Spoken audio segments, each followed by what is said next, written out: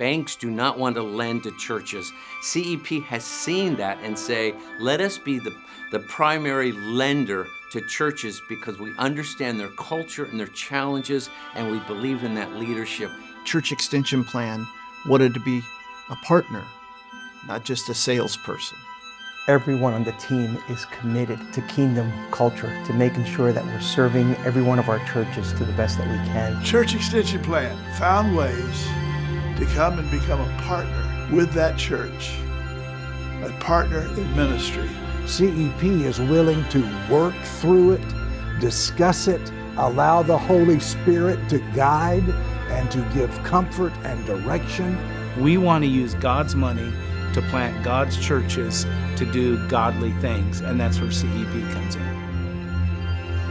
It all began in Salem, Oregon in 1950. Reverend Atwood Foster, then the Oregon District Superintendent of the Assemblies of God, recognized a quiet struggle playing out in churches across the region. Congregations were growing, vision was abundant, but when it came time to build, few could access the financing that they needed. So Reverend Foster launched something entirely new, a financial ministry designed specifically for churches, rooted in trust, mission, and a deep belief in the future of the local church. I joined CEP in 1971, just 21 years into this journey. My name is Beth Gwynn, and I've been blessed to witness firsthand what can happen when faith and a shared purpose come together. I'm honored to bring you the story of Church Extension Plan.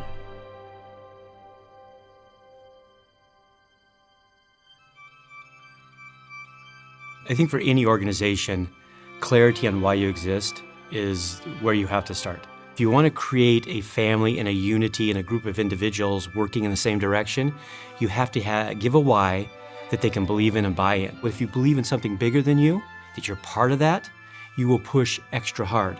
You will go the extra mile. We want to be part of your ministry. We want to be part of what you do because we have 75 years of working with churches. We're there to help a church fulfill the vision God's placed on their hearts, and we're going to use the tool of finance. That is why we live. That is why we exist here at CEP. The why is all about doing God's work. In those early years, CEP operated around a kitchen table and tucked away desks from Reverend Foster's own home in Salem, Oregon. The very first loan was made to Alston's Corner Assembly in the sleepy logging town of Reino, Oregon, then a population of 1,300 people. That church still stands today, serving its community and reminding us of where this story began. CEP originated in the Oregon district of the Assemblies of God. Some have said, well, it started in a drawer in the district office. I think they've always had a warm heart towards Oregon because that's where they started, right in the network office. So the relationship has proven to help many churches. Nothing that the Oregon Ministry Network would have had the capacity to do on its own. And in some cases, banks would not even be willing to consider because they're all about profit. Church Extension Plan they were about ministry and partnership. By 1955, just 5 years in, CEP had already outgrown Foster's home office. With more employees and growing demand, the team moved into their first office on Market Street. By 1966, the company had once again outgrown its space. We moved to a larger office on State Street in Salem, making room for more staff and installing a cutting-edge computer system.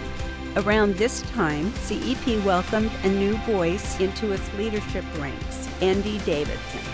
A seasoned pastor and respected leader, Davidson had already served as superintendent of both the Arizona and Oregon districts. In 1975, after 25 years of faithful leadership, Atwood Foster stepped away from Church Extension Plan.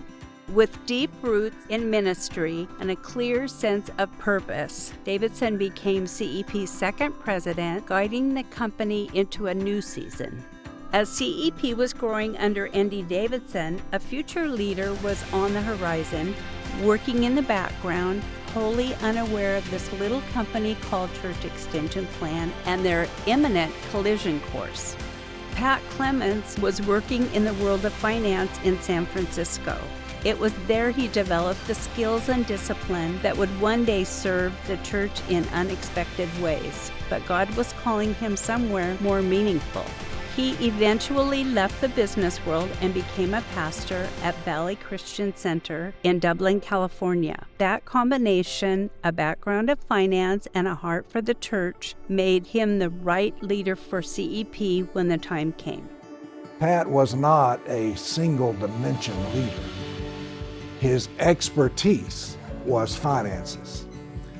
His call was ministry. And his secret weapon was the ability to see tomorrow in a better light than today. It's a privilege to work with Pat. When you work with CEP, you almost need to say Pat Clements. Pat was a decision maker.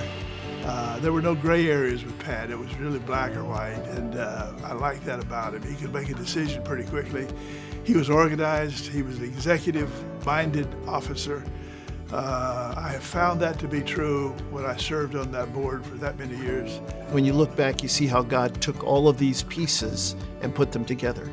So with his background in finance and his pastoral call and working in the local church, he became the ideal person to step into Church Extension Plan when they were a small organization here in Oregon and really were not real clear on where they were going to go.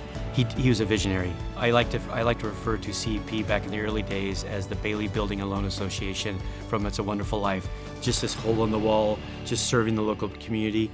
And Pat had this vision to take it national. He had a very organized mind, and he loved business plans. He studied them. He studied all different leaders.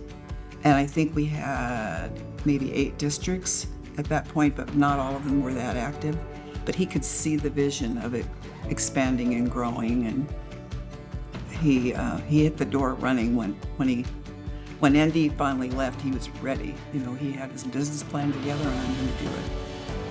It's interesting. Everything I do today as a leader of CEP, I learned from Pat Clements. He would preach over and over again to staff that it's not about the dollars, it's not about what's on the paper, it's the connectivity between two people.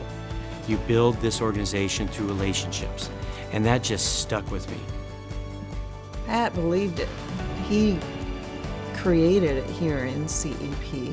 Being a partner in ministry was critical to him. It was vital to him personally and professionally. When I sit at the headquarters of Church Extension Plan, I see Pat Clements.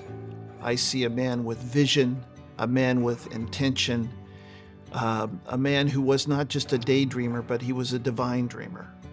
He didn't just have some good ideas and hope they work out. He was led by the Holy Spirit to build an organization. Pat brought fresh vision and immediate momentum. He introduced a new motto, Partners in Ministry, a simple phrase that redefines CEP's purpose, not just lending money, but walking alongside churches. He reorganized the company from the ground up, forming dedicated teams for investments, loans, marketing, and customer service. He invested in new computers to streamline operations and saw Church Extension Plan develop into a lean, focused, mission-driven organization. As CEP expanded, so did its footprint. The team moved first to a larger office on Fisher Road and later to Hagersgrove. The pace was fast, the culture was collaborative, and the energy was electric. A new era had begun, and everyone could feel it.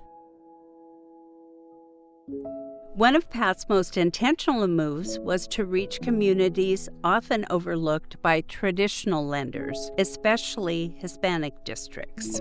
CEP invested in outreach, building relationships, offering support in Spanish, and helping Hispanic pastors bring their visions to life. The Spanish church in the Assemblies of God is a growing church. It's been growing for several decades. People getting saved, people getting baptized with the baptism of the Holy Spirit, the opportunities of people getting educated. That has also changed the kind of income they have received as families. We appreciate CEP greatly. The moment they took an intentional step in hiring Hispanic leadership that identifies with the Spanish church, with our culture, with our language, with our food. I think all those different tools has helped in the language to identify with our ministers.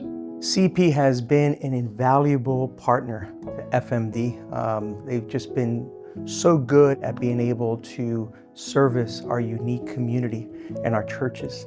They've been able to staff with Hispanic-speaking representatives, also a department that just caters and serves all our churches, not only in FMD, but throughout the whole nation. And that's truly been a game changer for our churches in our district. Over the years, CEP faced seasons of uncertainty, moments that tested our resilience and deepened our commitment to the churches we serve. When 08 hit and we needed to go visit churches, I didn't have to get Pat's permission. He didn't tell us what to do. It was like, hey, Pat, I need to go see these churches. I got to work on them. All right, go make it happen. He trusted us to do our job. You hire the right people, you trust them to do their job. You know, some people claim to be a partner in ministry. CEP has proven that over and over. For instance, in 2008, 9, and 10, the entire country was in this recession and the finances were tough. Churches were not able to pay their loans. They weren't able to meet their obligations. And CEP, time and time again, worked with the Oregon Ministry Network and with the local churches, allowing them to pay interest-only payments until we got through the hard time. And they did that with no strings attached because they felt it was the right thing to do. So it's those types of things that I have seen over and over and over again that has helped us to call them partners. And we mean that. After decades of faithful leadership, Pat Clements recognized it was time to step back. He had poured everything into CEP, building a legacy of trust and ministry partnership. As the time came to pass the baton, leadership didn't have to look far. Peter Clements had worked his way through the ranks at CEP, touching nearly every department. Having grown up around CEP, Peter had quietly absorbed the heart and the wisdom behind the work. When the COVID-19 crisis hit, CEP, like many ministries, faced a moment of uncertainty. He guided the team through the crisis with steady leadership and a clear commitment to the mission, carrying forward the legacy when it was needed most.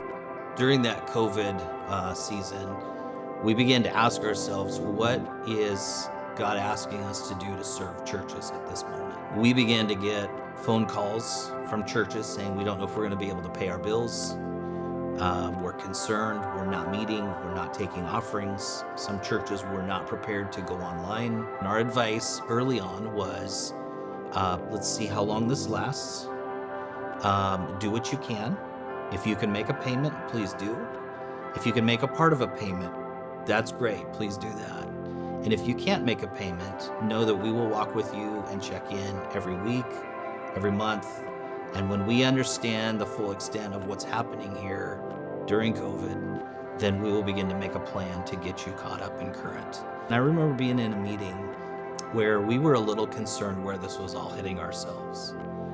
And then I remember someone saying, this is what we do. We serve churches in their moment of need.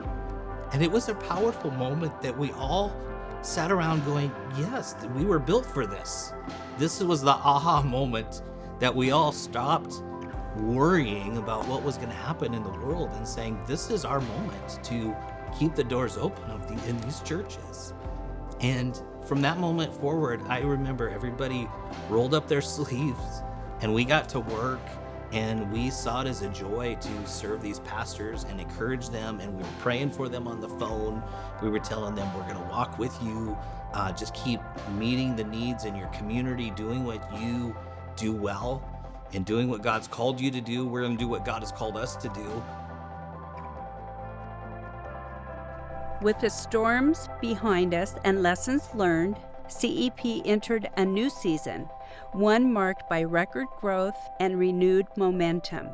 In 2021, Mark Whitney stepped in as president, bringing decades of experience and a deep connection to CEP's mission. When Mark came into office, he injected new life back into the staff. Mark has been a stable, steady, visionary leader. I believe he's the one that really has rekindled our heart and our focus and leading us into the future with excitement. He's got dreams, he's got vision, he's got wisdom. He provides an environment that empowers all of us as team members to do our very best around the mission and vision that God has called us to. About a month before Pat went into the hospital, maybe a couple weeks before, he had a long coffee with Mark. Mark was showing him where CEP was and what it had been doing the year before, and he came right into me and he sat down and he said, "I just want you to know that was the best conversation." He said, "I am so proud of where CEP is." Once I became a president, I thought it was very important to include Pat Clements more in my life. It's interesting, before you become the president, you're always criticizing that seat. You're going, why don't they look at things this way? Why don't they do it this way? But once I sat in the seat, I was like, oh my gosh, I need Pat Clements. So I was fortunate enough to meet with Pat. I think it was a couple weeks before he went to the hospital. Because I had a couple things I really wanted to share with him is we really had made some changes that were seeing us really catapult us to becoming stronger financially. And he was excited to see the numbers. I remember I pulled out our budget sheet, just this huge Excel spreadsheet, and put it in front of him, and then our financials. And Pat loved numbers. So his eyes lit up, right? And he's looking at that and he's going, wow, you guys are doing amazing. He was just so excited for how well we were doing. For 75 years, we've been building something lasting, a legacy of trust, financial strength, and ministry impact across generations. What started as a bold idea around kitchen tables has grown into a nationwide movement of partnership and purpose. Today, that mission hasn't changed, but how we carry it forward is evolving. Church Extension Plan is becoming GenFi Ministries. This is more than a new name. It's a declaration of who we are and where we're going. Changing the name of an organization is a big deal, and it's not something that we take lightly. But in the last few years, it became clear to us that the name Church Extension Plan might not represent us best leading into the future. After several months of considering lots of different names, we landed on our new name, GenFi Ministries. And we love this name because it perfectly describes who we are and where we are going as an organization. We are a financial organization, but we serve ministers and ministries. And we know that when we do that, it's not just one individual, it's not just one church that we serve, but we impact generations through the services that we offer. GenFi Ministries, financial strength, generational impact. That is who we are, and that is where we are going. Every generation has a call. Every generation has an opportunity. It brings it into a new season, a new generation, a new 21st century, if you will. It's not abandoning the past, it's building on the past. Will it rebrand? Will it change who we are? I don't think it will change who we are. In fact, I think just the opposite will be true. I think it will expose us to a whole new group of people that for the first time will begin to understand what CEP has always stood for. The important thing is what we do, even more than who we call ourselves. One of the difficulties we had with Church Extension Plan is, what do you do, right? With GenFi Ministries, one, we're making impact for generations. Fi, we're a financial organization. But probably the key to that name is the ministry side of it, right? Our heart is to serve.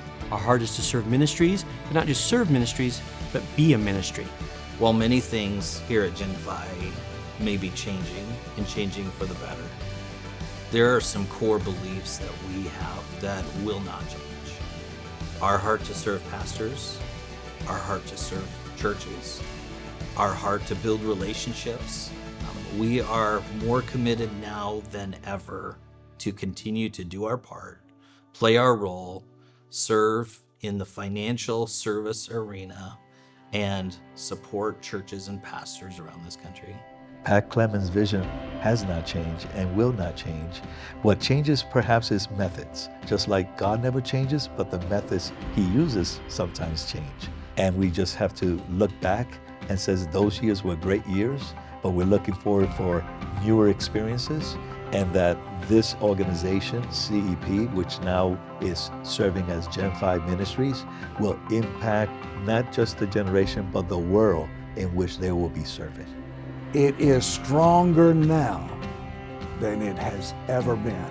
This is not just a building in Salem, Oregon. It's churches from the Pacific to the Atlantic, from Canada to Key West. It is ministers who are waking up excited about tomorrow for their churches and their people. They are looking at new beginnings. The mission is not changing. We are the same organization. It's the same mission, but it's a new name. And we just believe that GenFi Ministries is built on a strong foundation of what Church Extension Plan has been for 75 years, but it launches us into the next 75 years of ministry and serving churches and serving individuals. We feel like this name perfectly reflects who we've been, but where we are going. I didn't know how he's going to handle the name change. So I'm sitting there and I'm going, okay, Pat, we're going to change the name. And he said, it's about time. If I had come up with a name years ago, I would have changed it. So tell me, what are we doing? And it was just immediate endorsement and excitement. The last phone call I received from my dad, which was just about 1 year ago in April, he had just met with our president, Mark Whitney, and he called me, and it's a voicemail that he left with me. I hadn't heard him that happy in a long time. He was so excited. And he was saying, man, I just met with Mark, and I'm so excited about the financials and some of the things I'm hearing, but I love that you're going to change the name. Church Extension Plan is not, that is not the name for us anymore. It's time for a new name, and I can't wait to hear what it is.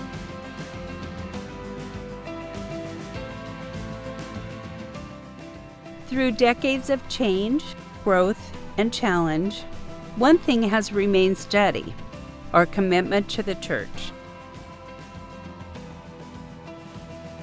Now, with a renewed vision and a new name, we move forward with the same calling.